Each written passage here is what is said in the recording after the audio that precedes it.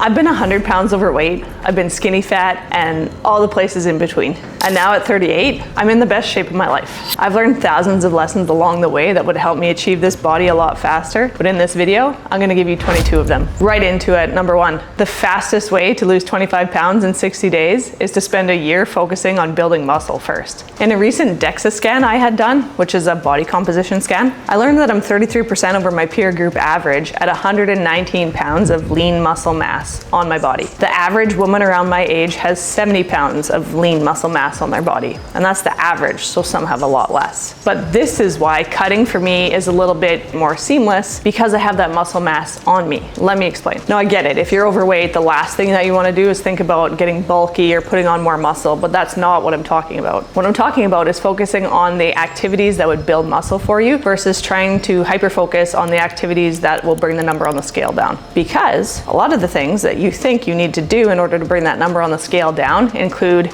eating very little, having a smaller body, cardio. People ask me if I run, and I'm like, if you ever see me running and it's not after a soccer ball, you'd best start running too, because something's coming.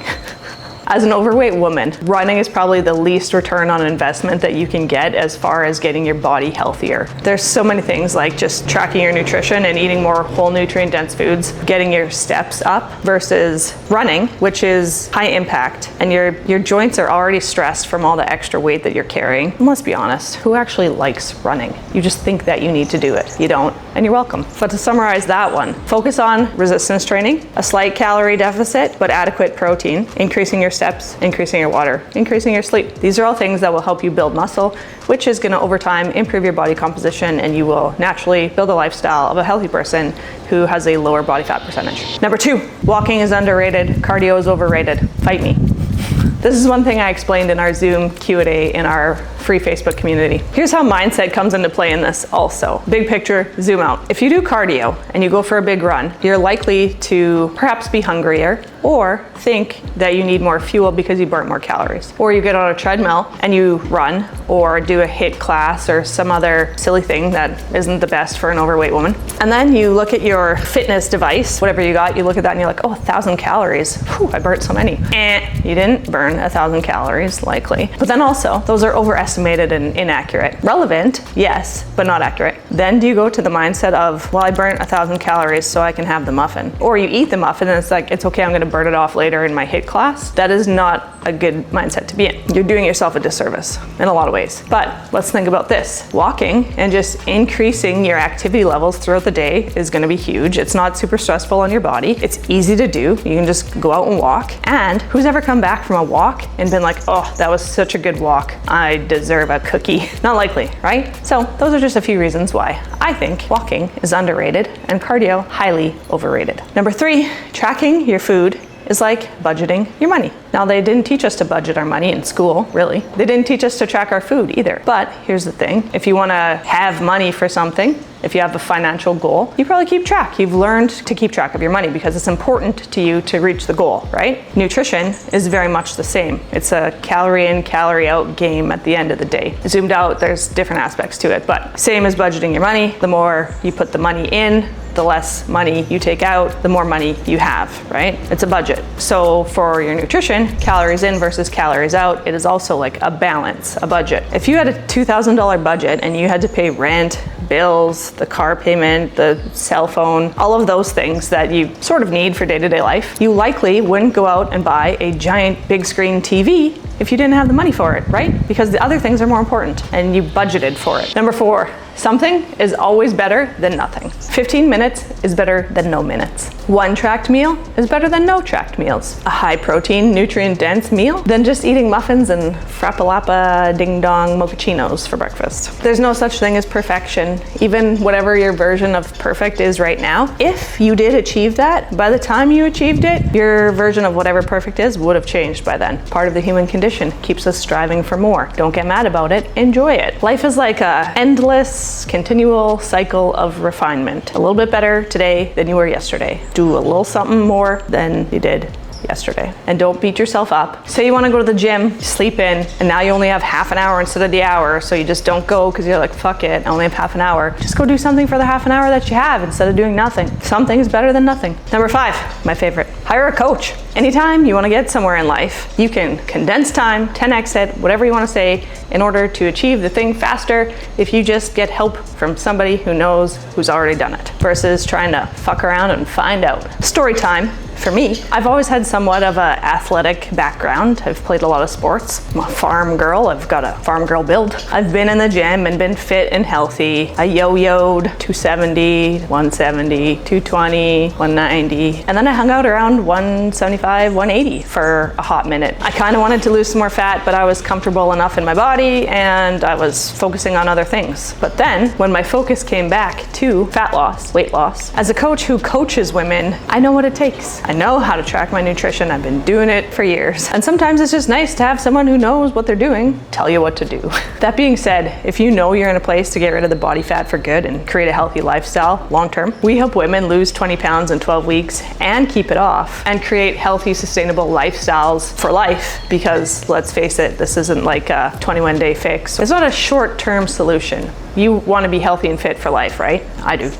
If that sounds cool to you, our application's in the description. And just a quick PSA, there's two groups of people that we don't really work with. People who want to crash diet, like you're in this huge rush, and vegans. No offense if you are either of those people, put your pitchfork down. It's just not in our wheelhouse to be able to help you. Number 6, starvation mode isn't a thing. If starvation mode was a thing, there wouldn't be people starving to death. Again, put your pitchfork down. There are cases where you can do damage to your metabolism, yes, but you've lowered your metabolism in that case. Food volume and food caloric density are not equal. You could have an Oreo, which is 75 calories, or you could have a hard-boiled egg, which is 75 calories. The Oreo is high in carbs, sugar, unhealthy fat, whereas the egg has protein and healthy fats in it. Now, if you eat 5 Oreos, that might not seem like a lot to you, but if you eat 5 eggs, maybe you think that seems like a lot. For like 99% of you out there, it's not that you're eating too little to lose weight, it's that you don't know what you're eating.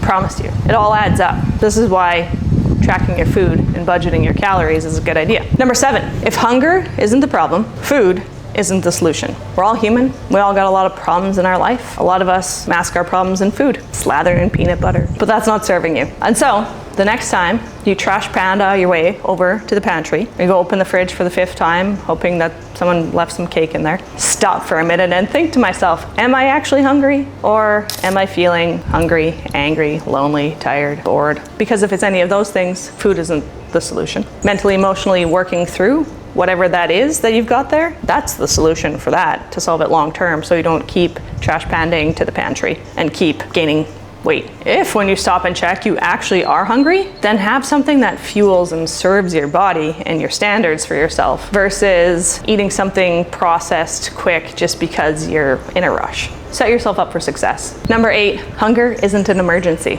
Hear me out. If you have the technology to be able to watch this, you probably have a meal coming from somewhere, whether it's Ichiban noodles and a can of tuna or it's some gourmet steak dinner. We're not hunter-gatherers anymore. IHOP is just around the corner. McDonald's, whatever, Chick-fil-A, whatever your guilty pleasure is. Hunger isn't an emergency. And if you want to lose fat and get healthy and you're in a caloric deficit, you're likely to experience hunger at some point. It's okay. Can we normalize feeling slightly hungry? I'm not gonna tell you just to go drink some water like a lot of coaches will to fill up your stomach. Hunger is normal. But as a society, we've normalized feeling full. You know, like when you're, let me just unbutton my top button here. Like, let me do those back up. We've normalized feeling full instead of it's okay to be a bit hungry. Don't say things like, I'm ravenous, I'm starving, I could eat my whole arm, I could eat a horse, because you're not. You've had food today. Call it what it is. A habit, a food addiction. You're addicted to the way it makes you feel, or you're just addicted. It's a habit that you've created. It's okay to feel hunger. Your next meal is coming. You've got it planned, right? Go eat a nutrient-dense meal. Thank me later. Number 9, muscle tissue is worth its weight in Dyson hair dryers. I've touched on it at a few points, but muscle on your body takes calories to exist. So some of the food that you eat is being used just to maintain that muscle on your body. It helps increase your metabolic rate, metabolism, however you want to say it. Fat is stored energy, extra calories on your body. It's like you're putting energy into your body, calories. Your body's smart to a fault. If you put too many calories into it, it's like, okay, shuttle this here, shuttle that there, put this over here, this is going here. And eventually it's like, okay, well, the liver's full, the muscles are full, we don't need to push any more into the bloodstream, but where are we gonna put this? Let's just sweep it under the carpet for later, thus making your adipose tissue enlarge. The more you eat in a caloric surplus, the more carpet sweeping we've got. We'll just sweep that away for later. I don't wanna deal with this right now, I don't know what to do with it. Let's just put it there. And then it starts packing around your organs. I digress. Having muscle on your body gives you the toned look. It gives you the toned look that so many women are looking for when you reduce your body fat. So you're gonna build some muscle, you're gonna have muscle on your body, increase your body composition. As you lose fat in your caloric deficit, your muscle tissue can actually press against your skin, giving you the toned look. It's gonna keep you stronger, prevent a lot of disease as you age, and increase your health span, not just your lifespan. Number 10, identify your limiting beliefs for what they are, limiting beliefs. This is one thing that I like to say. The potential of the human being is limitless. The story you tell yourself about it is keeping you stuck. I'm too old. I've tried everything. It's my hormones. It's too late. I don't have the time. My kids. I don't have a gym. It's too expensive. All of those things we put up as a roadblock in the way to our goal, to success. I've got a great analogy for you. Where focus goes, energy flows. If you're telling yourself all of this bullshit, that's all you're focused on, and you're putting your energy into that. Just like if I hold this water bottle out in front of me, you most likely can only see the water bottle. Mostly, you're focused, the camera focused on the water bottle. I put it down, it's back focused on me, right? And so this is what you do. I'm the goal, you're me looking at me. When you put this there, I'm too old. You can't see the goal anymore. Drop the I'm too old. Oh look, there's the goal. How can I get to it? I'm too busy. There's someone busier than you doing more than you're doing right now. Story you tell yourself about it. But my kids, this is a good one for the parents out there, and one I've used myself as a middle-aged woman who's been through a separation with children and all of the things. It's a lot, it's scary. Lost a bunch of weight, got healthy, yada yada. Is the life I'm currently living one that I want my child to live? If the answer is no, you should probably make a change. You're not doing them a service. In fact, you're doing them a disservice by accepting less for yourself than you want them to accept for themselves. Be the example. I don't have a gym, it's too expensive. You don't need anything than what you have right now. Drop the limiting beliefs. The load is a lot lighter and you can soar to success. Number 11, sometimes life is gonna be lifing. So this one time, if you follow me on my other social media platforms, you would have seen that through the majority of 2024, I started a thing where I was no ice cream, no protein bars, no energy drinks, no alcohol, something like that, until I reached X amount of goal weight or 1 million followers, which I eventually did both. Anyways, in the middle section of that, life was lifing. And as I said at the start of this video, my focus at the time was no longer weight loss because life was lifing. I was trying to get under 170. I sold my house, homeless by choice. I planned to go visit the States for a few months, and that's another story for another time, but it didn't work out. I had to pivot, headed on up to Calgary for a few weeks, and then I went back and I was living between my kid's dad's house and my parents' place and my truck. So I was like working in the truck, doing client calls in the truck, filming content outside. All the content you would have seen on my Instagram between August and September 2024 was when I was homeless.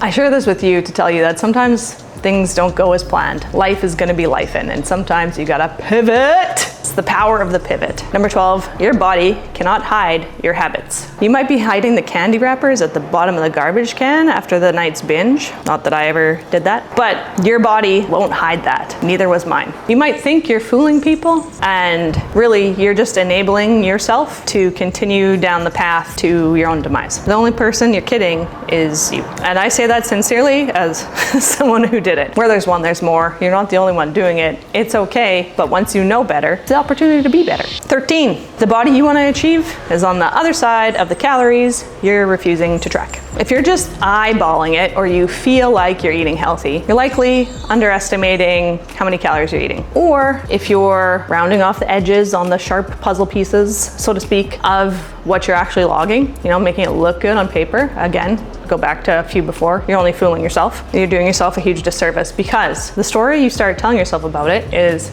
I'm doing all the things right, but really you're only doing like 50%-ish. And 50% input equals 50% output.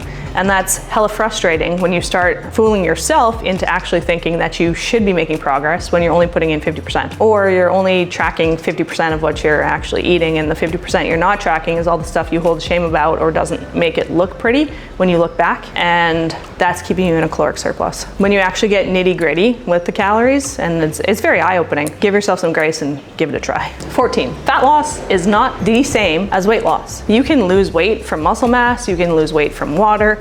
As a woman, your weight's gonna fluctuate day to day for a multitude of reasons. Kind of workout you did, how many carbs you ate. Think about a carbohydrate. Carbs hold water in your body, it's their job. It's not a bad thing. Where you are in your cycle, how much water you drank, the time of day, like there's so many things. And so the scale's gonna fluctuate. Fat loss and weight loss are not the same thing. And the scale fluctuations day to day doesn't mean that you're not making progress and you're not losing fat, but it also doesn't mean that you are losing fat. So what you need to do is get super consistent with the things that create a healthy lifestyle for you, and just naturally you will lose fat and you'll get healthier. 15, weight gain isn't always fat gain. Same thing, but in reverse of what I was just saying. The scale can fluctuate for a multitude of reasons, and I could probably show you a few different pictures where I weigh the same, or maybe even weigh slightly more, but have a better body composition than I do in the one where I weigh less. Muscle weighs more than fat, and then people be like, no, it doesn't.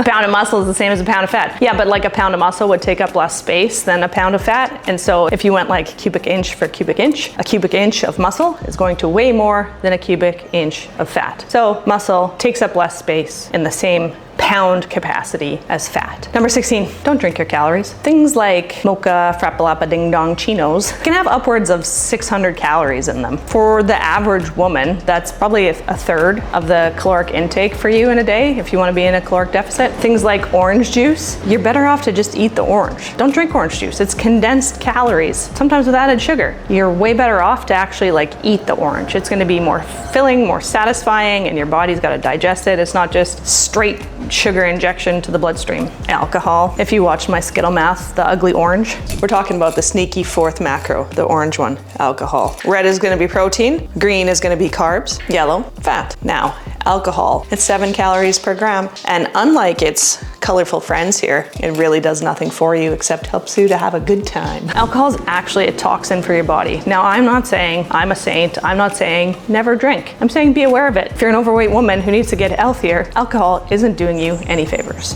That's what I'm saying. I had a client one time that thought vodka didn't have calories. So if that's you also, it does. A shot of hard alcohol is roughly 100 calories generally. And then if you're mixing it with something that's like sugary or just regular pop, there's calories in that too. So it all adds up. Pretty soon you can drink your way out of calorie deficit. Even things like cranberry juice, grape juice, apple juice, orange juice, all of those things. For like roughly 500 milliliters, they all have over 200 calories. It's not doing you any favors. Eat fruit. 17, you overestimate what you can accomplish in a short period of time, and you underestimate what you can accomplish over a long time span. So we think we can lose 10 pounds in 10 days, but we don't realize that over the course of a year, if we just lost a pound a week, that would be 52 pounds. Did I just blow your mind? Zoom out and set your goal. What's the big goal? What do we want to accomplish over the year? And then we're going to zoom back in the day-to-day, the nitty-gritty of what habits do I need to create in my life in order to get myself to that big goal over time. And it's not all going to happen at once, and you're not going to be perfect, and you're going to trip and fall on your face. And if you're with us, we'll be there to pick you up and dust you off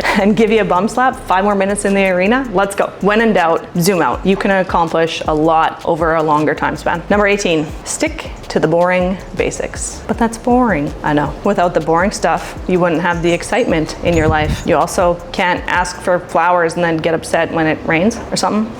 The boring habits and rituals are what's going to create the lifestyle long term. Remember, we're thinking big picture. Rewind if you forgot. So whether it's the boring basics of protein consumption, steps, strength training, sleep, more water, things like that, or it's the boring exercises that are the compound movements like squat, deadlift, overhead press, the basics always win. You know what's not boring? The results of being happy, healthy, confident, and living that way for the rest of your life in the body of your dreams, doing the things that you used to dream of doing but couldn't because you didn't have the capacity and you weren't in the body and the health and the fitness or whatever you needed to do it. That's not boring. 19, track it before you eat it, not after.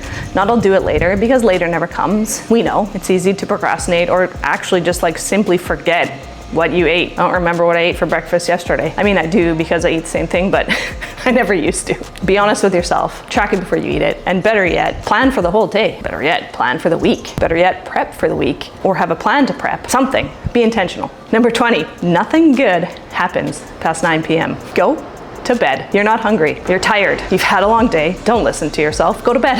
I've audited the time I've spent awake past 9 p.m. and I was never doing the things that served the goal that 7 a.m. X-teen told herself that she wanted. Think about that. What do? Scroll social media, watch TV, plop our ass on the sofa, Netflix and chill, eat, negative thinking, all of the stress from the day has compounded and you just want some relief or some alone time when you finally get the kids to bed and the dishes done. And let your alone time be something that serves you, like getting sleep and not eating. If you're sleeping, you're not eating. So many people glamorize the morning routine. I think the real underdog is the evening routine. I can be golden in the morning. It's the evening that gets me. Number 21, you can't do it all at once and you won't. And if you try to, you'll just beat yourself up about it and then end up worse off than you were. It's a consistent, never-ending cycle of refinement of yourself. What's the next best decision for you right now? How can you be just a little bit better today than you were yesterday? Habit stacking. That's where the real progress comes. The consistency of just being a little bit better than yesterday, making the next best decision for yourself and not aiming for perfection. You can aim for perfection,